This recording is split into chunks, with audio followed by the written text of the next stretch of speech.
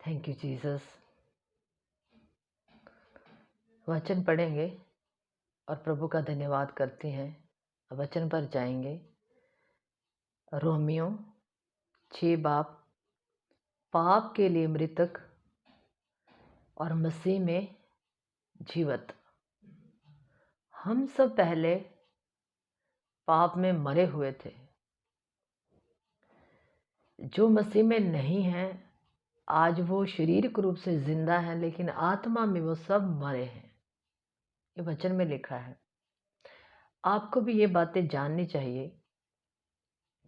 6:3 में लिखा है, क्या तुम नहीं जानते कि हम सब जिन्होंने मसीह यीशु में बपतिस्मा लिया, हमने उसकी मृत्यु का बपतिस्मा लिया है। जानते हैं आप, इसका मतलब है यीशु मसीह का जो बपतिस्मा है, जो यीशु मसीह का बपतिस्मा था, उसकी मृत्यु का बपतिस्मा लिया है। हम सब जिन्होंने यीशु मसीह का बपतिस्मा लिया, मसीह में जो बपतिस्मा जिनका हुआ है, चाहे पानी के द्वारा चाहे यीशु मसीह को ग्रहण करने के द्वारा, हमने उसकी मौत का बपतिस्मा लिया है। इसका मतलब है कि जब हम बपतिस्मे में यीशु मसीह के नाम का बपतिस्मा लेते हैं, कि सब कुछ छोड़ छाड़ कर हम प्रभु यीशु को अपना गुरु बनाते हैं, गुरु कहते हैं, क्योंकि तब हम जब जल में हमें डुबोते हैं तो हम पाप जो जितने भी पाप थे हमने किए, वो सारे यीशु मसीह ने हमारे पहले पाप लिए थे। हम सारे पापों से आज़ाद होकर फिर डुबकी से बाहर आते हैं लगाकर, तो हम पाप जो होते पापों को वहाँ ही खत्म हो जाते हैं हमारे पाप। और हम जब ऊपर आते हैं तो एक चिन्ह है, हम बिल्कुल साफ सुथरे और पवित्र होकर ऊपर आते हैं। तो यीशु मसीह का बपतिस्मा, उसकी मृत्यु का बपतिस्मा लेने का मतलब यही है कि हम पापों से बिल्कुल आज़ाद हो जाते हैं। मृत्यु का बपतिस्मा, पाप के कारण जो इंसान है वो सदा के लिए नाश होगा, लेकिन यीशु मसीह के बपतिस्मे के आने के बाद क्या होता है कि हमारी जो आत्मा अनंत काल के लिए उसी वक्त जीवित कर दी जाती है, अनंत काल के लिए। अतः उस मृत्यु का बपतिस्मा पाने से हम उसके साथ गाड़े गए, जो मैंने आपको पहले बताया, ताकि जैसे मसीह पिता की महिमा के द्वारा मरे हुए में से जलाया गया, वैसे हम भी नए जीवन की सी चाल चले। जब हम मृत्यु का बपतिस्मा लेते हैं, कोई लोग पानी वाला बपतिस्मा कहते हैं, लेकिन यहाँ पर वो ये मृत्यु का बपतिस्मा लेकर हम क्या करते हैं, हम जो महिमा यीशु मसीह को मिली, उसके बाद हमको वो महिमा मरने के बाद जब प्रभु यीशु मसीह आएंगे फिर मिलेगी। उस महिमा को कहते हैं कि अनंत काल के लिए हमारी आत्मा जीवित हो जाएगी। तो ये कहता है कि हमें प्रभु यीशु मसीह की सी चाल चलनी चाहिए जैसे यीशु मसीह चलते थे, क्योंकि यदि हम उसकी मृत्यु की समानता में उसके साथ एक हो गए हैं, जब हम बपतिस्मा लेते हैं तो हम उसकी मौत का बपतिस्मा ले लेते हैं।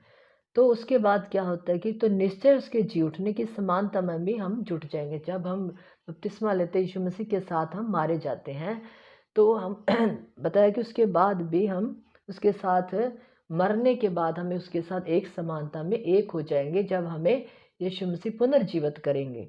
तो हम जानते हैं कि हमारा जो पुराना मनुष्य था उसके साथ क्रूस के ऊपर चढ़ाया गया। तब बपतिस्मे में के द्वारा जो हमने मृत्यु का बपतिस्मा लिया, जो हमारा पुराना स्वभाव है, जो हमारा भीतरी मनुष्य तब है, वो हमारा सारा क्रूस के ऊपर चढ़ाए जाने के कारण, क्योंकि मनुष्य के जो मनुष्य था उसी में सारे पाप हैं, तो वो क्रूस के ऊपर चढ़ाया जाता है ताकि जो पाप का शरीर है वह व्यर्थ हो जाए, ताकि जिस शरीर के द्वारा, जिस बॉडी से हम पाप करते हैं, ये जो जिस्म है आगे को पाप ना करे। इस जिस्म के ऊपर तब पवित्र आत्मा अपना अधिकार ले लेता है और हम आगे को पाप के दासत्व में ना रहें। और फिर हम आगे को वो कहता है कि हम पाप की गुलामी में ना जिए जिस तरह हम पहले जीते थे।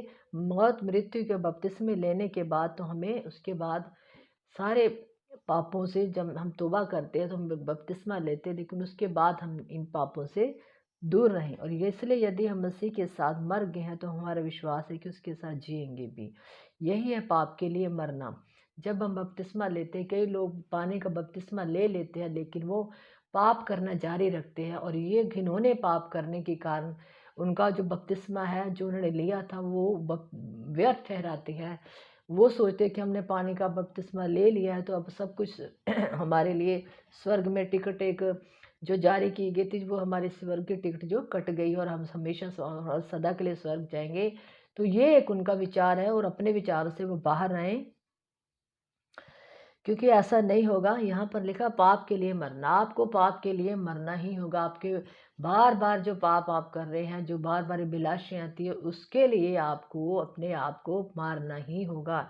ये आपको डिसीजन कर लेना ही होगा, क्योंकि ये जानते हैं कि मसीह मरे हुए में से जी उठकर फिर मरने का नहीं, उस पर फिर मृत्यु की प्रवृत्ति नहीं होने की। एक बार यीशु मसीह ने जो कुर्बानी दी है उसको आप व्यर्थ ना ठहराएं। अगर आप उसको व्यर्थ ठहराते हैं तो ये ना सोचो कि ये कहता कि दोबारा यीशु मसीह आपके लिए फिर ऐसा करेंगे, क्योंकि वह जो मर गया तो पाप के लिए एक ही बार मर गया, परंतु जो जीवित है वह परमेश्वर के लिए आपके लिए जीवित है। इसी तरह तुम कहता है कि पाप तुम्हारे नाशवान शरीर में राज्य ना करे। वो कहता कि पाप जो है नाशवान शरीर तो अब आपकी आत्मा तो पवित्र हो चुकी है। अगर आप शरीर में अभी तक पाप कर रहे हैं, या अगर कोई नहीं भी कर रहा है पाप, तो फिर भी उसका शरीर जो है मरने के बाद तो कब्र में ही जाएगा। अगर वो शरीर के द्वारा पाप भी नहीं कर रहा, तो अगर कोई दूसरा कर रहा है तो उसका भी शरीर कब्र में तो जाएगा ही। तो ये कहता है कि पाप तुम्हारे नाशवान शरीर में राज्य ना करे। ये नाशवान शरीर है, इसको तो मरना है। तो ये कहने की कोशिश कर रहा है पौलुस कि अब पाप को, जो तुम्हारा शरीर जो नाशवान था, अब आपको अविनाशी बीज जो मिल गया है, उसके अनुसार अब आप इस शरीर को में पाप को एंट्री मत होने दो। एंट्री पाप आपके अंदर एंटर ना करे। जिस तरह हम कोई भी किसी के घर जाना होता है, तो जब तक वो दरवाज़ा नहीं खुलेगा, हम बाहर खटखटाते रहेंगे, तो वो हम उसके अंदर घर नहीं जा सकते जब तक वो खुलेगा नहीं। तो आप खुद इस दरवाजे को खोलते हो किस तरह, जब आपके मन में विचार आते हैं, अभिलाषा किसी तरह की चोरी करने के, कुछ भी पाप करने के, आप उसी वक्त स्टॉप लगा दो। विचारों को, शरीर को प्रैक्टिकली मत करने दीजिए। तो तुम उसकी लालसाओं के अधीन रहो। कहता पाप तुम्हारे नाशवान शरीर में राज्य ना करे कि तुम उसकी लालसाओं की, पाप की लालसाओं के अधीन ना हो जाओ दोबारा। एक बार तुमने तौबा की, मृत्यु का बपतिस्मा लिया, दोबारा आप पाप की शुरुआत मत करें, दोबारा पाप के अधीन मत हों, दोबारा उसकी लालसाओं, जो पाप की लालसाएं हैं उसके अधीन की मत करो, उसकी गुलामी मत करो। और न अपने अंगों को अधर्म के हथियार होने के लिए पाप को सौंपो। अंग कौन से अंग हैं? आंखें हैं, कान है, इससे हम क्या सुनते हैं, हाथ हैं, इनसे हम पाप करते हैं, है ना, पैरों से चलकर जाते हैं। तो जितने भी शरीर की इंद्रियां हैं, इन इंद्रियों के द्वारा, होंठों के द्वारा, जीभ के द्वारा, जो हमारी होंठ है ये प्रभु की स्तुति के लिए है, ये परमेश्वर का वचन सुनाने के लिए, ये दूसरों के लिए अच्छे वचन बोलने के लिए है। तो वो कहता अपना अपने अंगों को अधर्म के हथियार, ये शरीर के अंग जब हम पाप करते हैं, हथियार के लिए, जो शैतान इनको अधर्म के काम करने के लिए इस्तेमाल अब ना करे। ना सौंपो का मतलब है कि अब अपने अंगों को अधर्म के हथियार होने के लिए पाप को मत सौंपो। जब आपकी यस होती है, आप पाप के लिए तैयार हो जाते, इसका मतलब है कि आप पाप को, शैतान को, जो अपने अंग है, उसको बड़ी खुशी से सौंप देते हो। जब आप पाप करते हो, इसका मतलब होता है कि आप उसके हो, शैतान के साथ एक हो, आप उसके साथी हो, आप उसके हो चुके हो। आप जब आप खुद डिसीजन लेते हो पाप करने का, चुनाव करते हो, जिस तरह हवा हो चुकी थी, तो अपने अंगों को, वो कहता है, धर्म के हथियार होने के लिए परमेश्वर को सौंपो। ये आज्ञा है। पवित्र आत्मा पौलुस के द्वारा, रोमियो की पुस्तक जो मैं पढ़ रही हूँ उसमें लिखवा रहा है, पवित्र आत्मा अपने अंगों को पवित्रता, धर्म का मतलब है पवित्रता के हथियार होने के लिए परमेश्वर को दे दो। जिस तरह कई बार मैं वचन में, वीडियो में बोलती, अपना जीवन परमेश्वर को दे दो। अपने आप को परमेश्वर को सुपुर्द कर दो। सौंपना कैसे सौंपते? जब हम पाप का इनकार करते हैं, इसका मतलब होता है परमेश्वर को हम अपने अंग सौंप रहे हैं, अपना सब कुछ सौंप रहे हैं। कोई भी पाप हमारे मन में आता है, कुछ भी गलत करने का आता है, पर हम उसका रोज प्रतिदिन उसको त्याग कर रहे हैं, तो इसका मतलब यही है कि आपने अपने अंगों को हमेशा के लिए परमेश्वर को दे दिया। जिस तरह प्रभु यीशु मसीह ने अनंत काल के लिए अपना जीवन आपको दे दिया है, अब वो जीवन आपसे वापस नहीं लेगा कभी भी। आपकी आत्मा को जो पवित्र कर दिया है, वो आपकी मर्जी है कि आप अपनी आत्मा को बुझाना चाहते हैं। आपकी मर्जी है कि आप अपने जिस्म के द्वारा कौन कौन से किस तरह से अपने जिस्म को इस्तेमाल कर रहे हैं, वो आपके ऊपर है।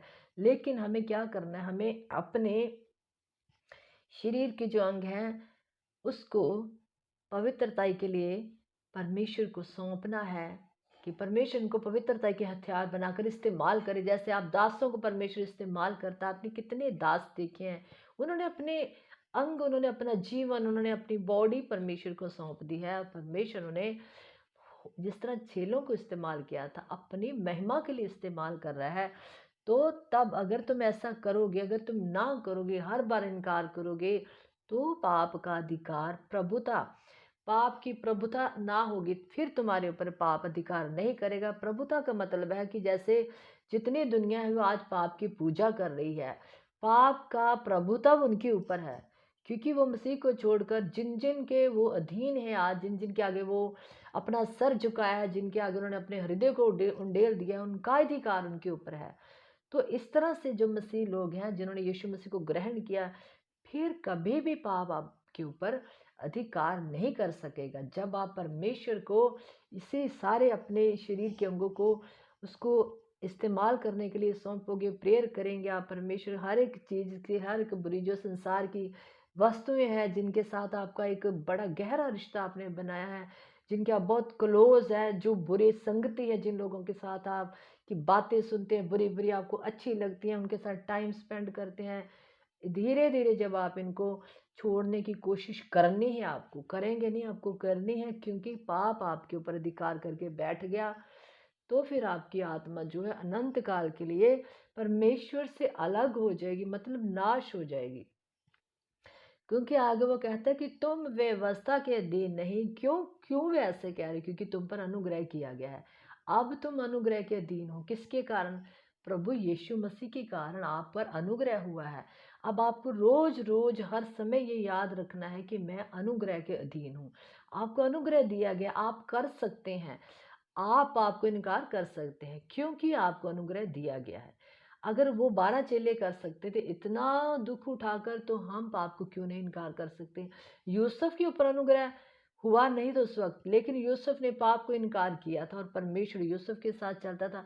इसी तरह अगर आप पाप को इनकार करेंगे तो परमेश्वर के अनुग्रह को आप व्यर्थ नहीं ठहराएंगे। अगर आप ऐसा नहीं कर रहे हैं, तो जो परमेश्वर ने आपको ग्रेस दी है, एक अनुग्रह दिया है कि पाप आपके ऊपर प्रभुता नहीं करे, तो इसका मतलब है कि आप परमेश्वर की कृपा को, उसके अनुग्रह को, उसके फजल को व्यर्थ ठहरा रहे हैं।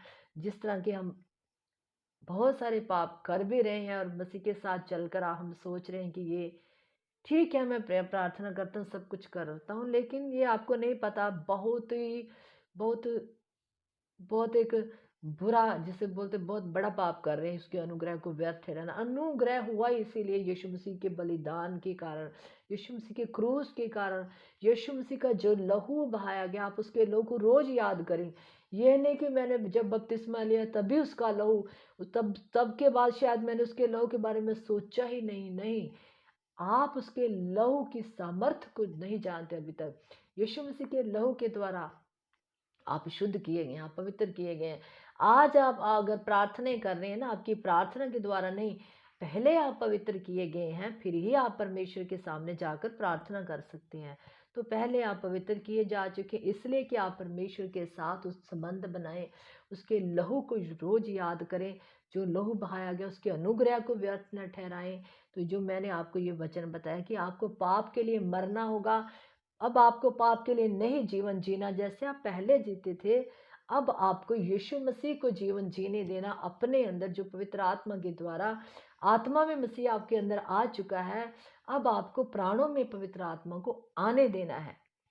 प्राणों में जब मसीह आपके अंदर आएगा, तो फिर शरीर के कामों के द्वारा मसीह काम करेगा।